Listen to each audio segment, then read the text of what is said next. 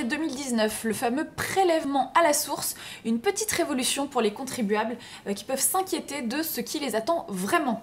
Alors pour les rassurer, la Direction générale des finances publiques a réalisé une vidéo didactique sur ce nouveau mode de collecte de l'impôt. On va la décrypter ensemble avec Guillaume Guichard. Bonjour Guillaume. Bonjour Ariane. Vous suivez toutes les questions de fiscalité au Figaro. Qu'en avez-vous pensé? Est-ce qu'elle est bien faite? Cette vidéo a le mérite d'être courte, elle fait 2 minutes pour expliquer un sujet très compliqué, le prélèvement à la source. Donc elle est très simple, voire trop simple, et du coup certains détails ne sont pas dits et réservent de mauvaises surprises justement aux contribuables qui se seront seulement basés sur cette vidéo. Donc c'est une vidéo qui s'affiche automatiquement quand un contribuable veut se connecter sur le site pour faire sa déclaration de revenus, ça se connecte automatiquement, donc voilà ce qu'on trouve, on va la regarder ensemble, et vous allez nous dire si les informations sont exactes.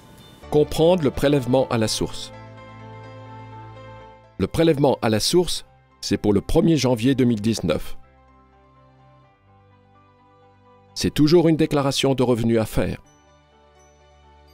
Non imposable, vous n'avez rien à payer.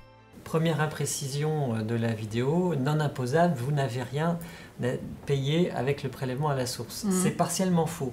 Certes, les contribuables qui ont des revenus inférieurs au seuil d'entrée dans l'impôt sur le revenu ne paieront rien, mais ceux qui ne payent pas d'impôt grâce à des crédits d'impôt ou des réductions d'impôt, eux paieront bien un impôt, seront bien prélevés sur leur salaire en janvier 2019 parce que les crédits d'impôt et les réductions d'impôt ne sont pas prises en compte dans le calcul du taux de prélèvement qui sert à calculer donc le montant prélevé sur vos salaires.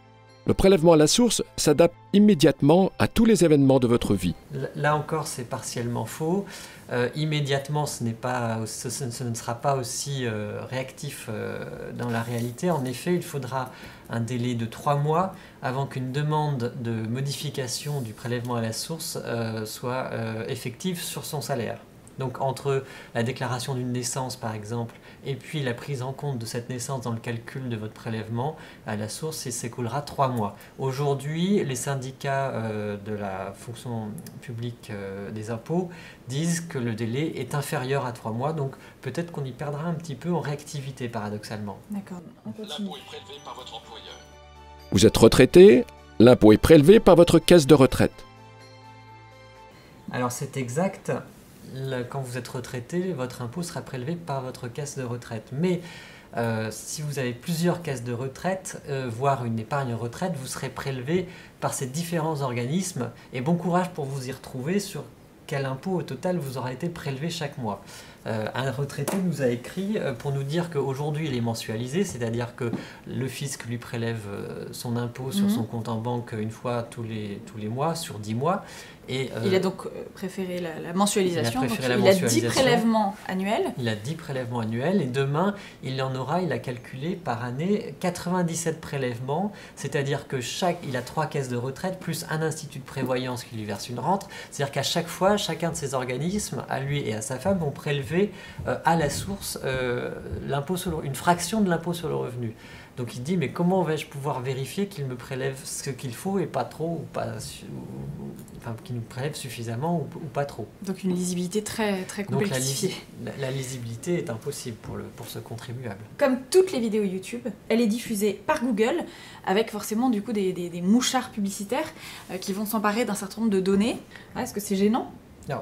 Je ne suis pas un spécialiste de la high-tech, mais plutôt des impôts. Mais ce que je peux dire, c'est que les données qui seront récoltées par YouTube via le visionnage de cette vidéo ne sont pas des données fiscales. YouTube et Google, qui détient YouTube, ne pourra pas rafler, par exemple, vos revenus, les montants de vos revenus ou les montants de votre impôt. D'accord. Donc pas d'inquiétude là-dessus. Pas d'inquiétude sur les données fiscales.